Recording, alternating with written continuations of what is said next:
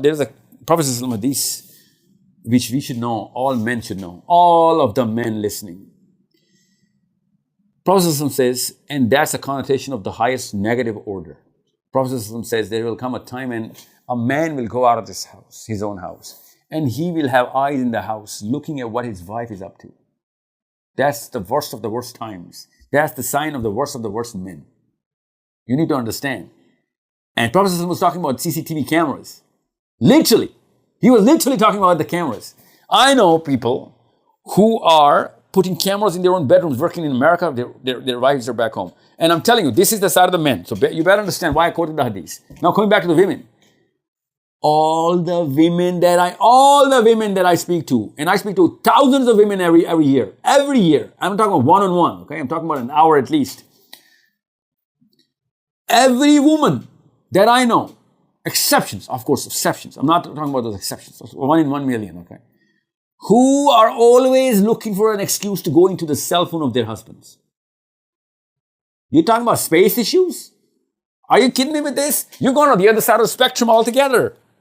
We don't even deserve to be talking about space issues. This is haram, by the way, for this women is to do that. the worst of the worst crimes. You're trespassing privacy of an adult, free human man or a woman. Regardless of how wrong he may be Doesn't matter. Because you know what? If you have to check, by the way, comment, if you have to check your cell phone, of your wife's cell phone, it's already too late, buddy.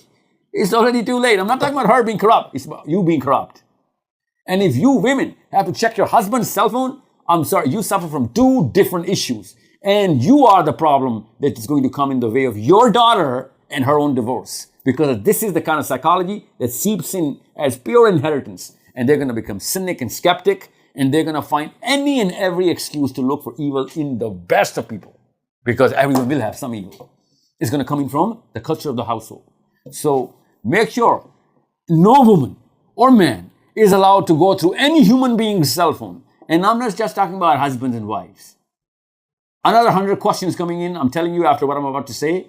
No woman or man is supposed to go through the cell phones of any boy or a girl who's over 15 in your own house, even if you're your son or a daughter. So don't call yourself a good parent and break the very value of Islam. And then you call yourself a parent and expect your son or daughter to uphold Islam. You breach privacy of a Muslim boy or a girl.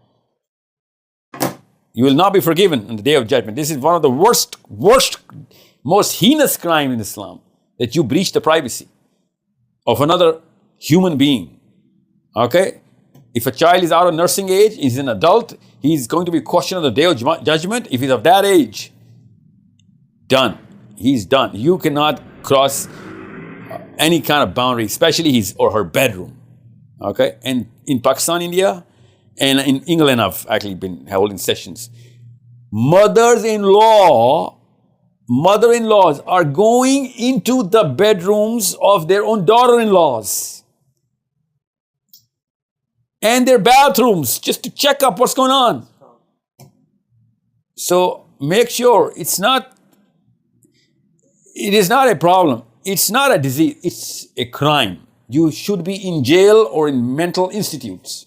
You should not be allowed inside the human interface, especially Muslim human interface.